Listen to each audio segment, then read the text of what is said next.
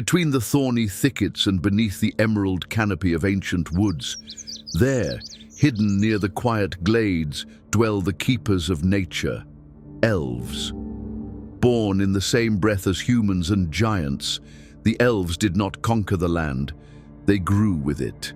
Slowly, deliberately, like stone worn smooth by water, a cliff carved into canyon. Time dances differently for the elves. As they take one careful step, humans leap entire generations. You see, elves are nigh ageless. Death only claims them when they choose it, when their purpose is fulfilled. So why rush? To the elves, urgency is folly. They view humans as frantic fools, giants as simple brutes. But while their lives could stretch on for millennia, most elves choose not to.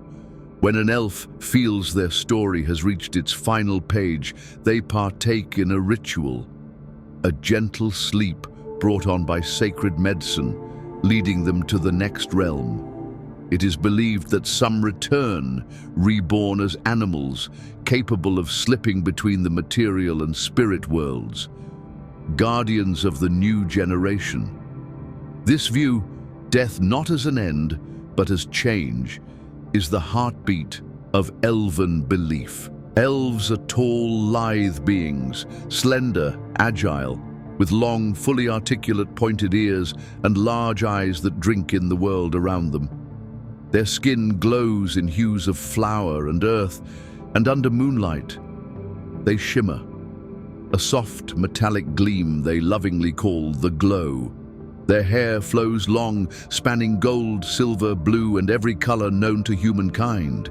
Each elf is born with a gift, a connection to nature, to life, to their people. These gifts differ in strength, shape, and purpose, but all are sacred, and they are discovered not in haste, but through ritual. On the first full moon after an elf's birth, the newborn is carried to the sacred glade.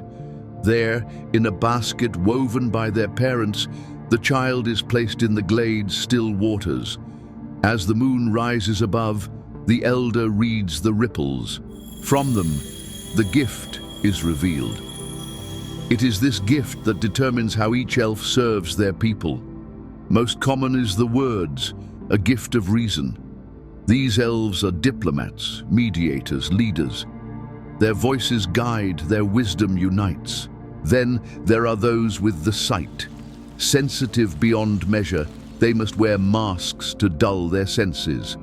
They serve as scouts, sentries, living at the edges of elven lands, where the noise of society cannot touch them. Next, the call, a bond with beasts. These elves work alongside animals, calling them forth, soothing them, guiding them. They manage creatures that can slip from reality, aiding their kin unseen.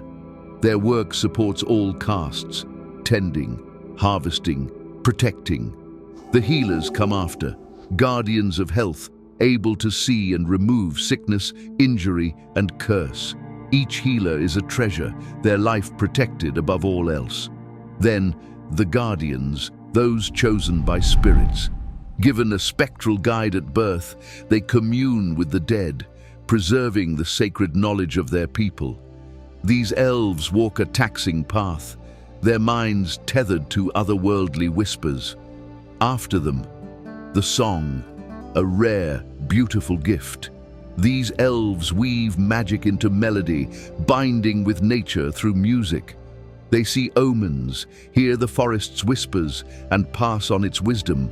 The greatest of them becomes the elder, the one who reads the ripples. And finally, the rarest of all, the veil. Only once in a generation, if at all, this gift appears.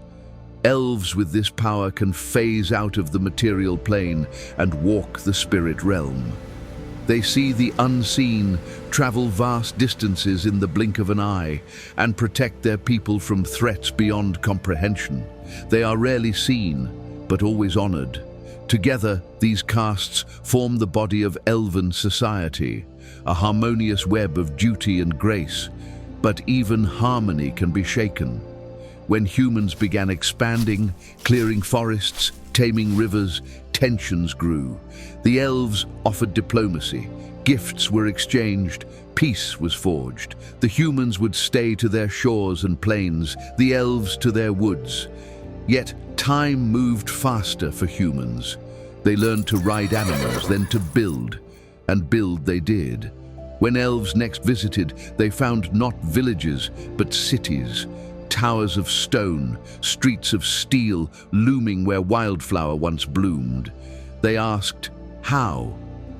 The humans beamed with pride and showed them quarries, mines, open wounds in the earth. To the elves, it was not progress. It was desecration. Tensions flared, words turned sharp, blame was cast, then tragedy. Both leaders, one elven, one human, fell, slain in a moment of madness. The peace shattered, the truth forgotten, and the war began. In desperation, the elves turned to the giants. The giants were hungry. Their price? Half of the elven harvest every year, but one elf stepped forward, with courage, with the words, "Great giants, your hunger comes not from food, but from ignorance. Let us teach you to grow, to sow, to reap, and in return, stand with us." The elf planted a seed. It blossomed instantly into a tree, tall, proud, bearing sweet fruit. The giant laughed. "Small," the elf replied, trembling. "With time, it will feed you forever." Moved by wisdom and by hunger, the giants agreed. Then came the flames. Human weapons beyond imagination set forests ablaze. The elves fought, but for every human they felled, 20 more took their place. All hope seemed lost until the earth shook. Like thunder cracking 100-fold, the giants arrived. The humans faltered. They fled. Many never made it back. The elves survived, but changed. They had known peace. Now they knew war. They vowed never again would they be caught unprepared, but also never again would they become like the humans.